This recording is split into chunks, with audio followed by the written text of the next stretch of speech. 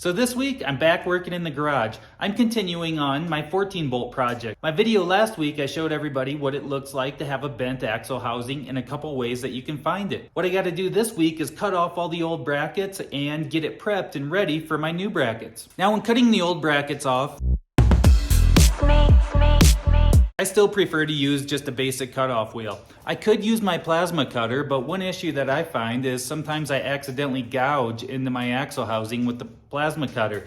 Then I gotta go back and fill it back in with weld and grind it smooth. So I typically just like to use a cutoff wheel, and it does the job really quick and effective.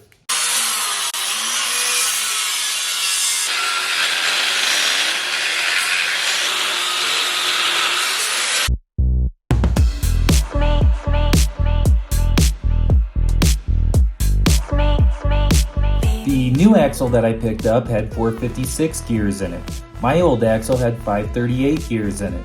So I had to take the 538 gears from my old axle and swap them into this new axle housing. Another thing I love about these 14-bolt axles is how easy they are to set up.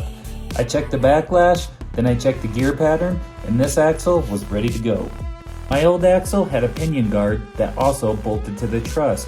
So what I did was cut that off and added it to the new axle.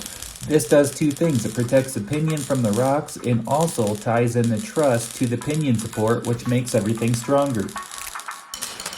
I even got a little surprise when I caught a reg that was laying on the floor on fire. Whew.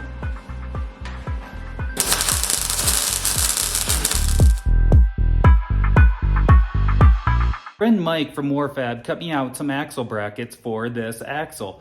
And for the weld washers, I like to use my TIG welder. Now the thing about the TIG welder is it's so nice for welding up those tighter, smaller areas. And then I like to use my MIG welder for getting the tabs to the axle housing. Since this is only a 200 amp TIG welder, I feel more comfortable using my MIG welder to weld the tabs to the axle housing.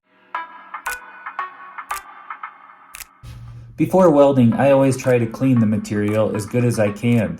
So what I do is run them through the sander and then hit them with a flap disc to try and get it as cleaned up as I can.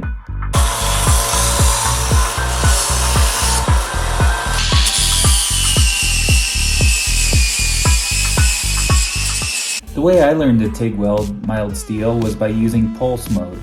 This is nice because you get yourself in a rhythm as it pulses every 1 second.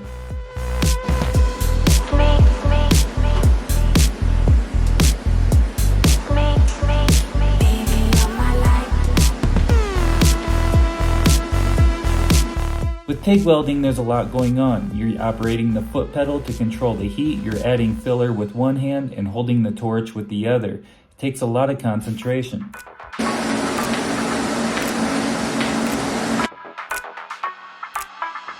When it comes to welding those tabs back onto the axle, I still like to use my good old-fashioned MIG welder. I trust the MIG welder and it's never let me down.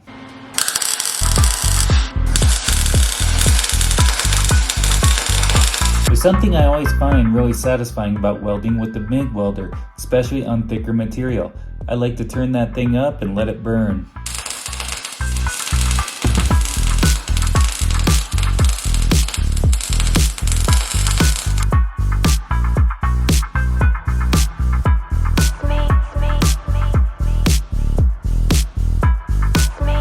Hey, got that new axle all installed and in place?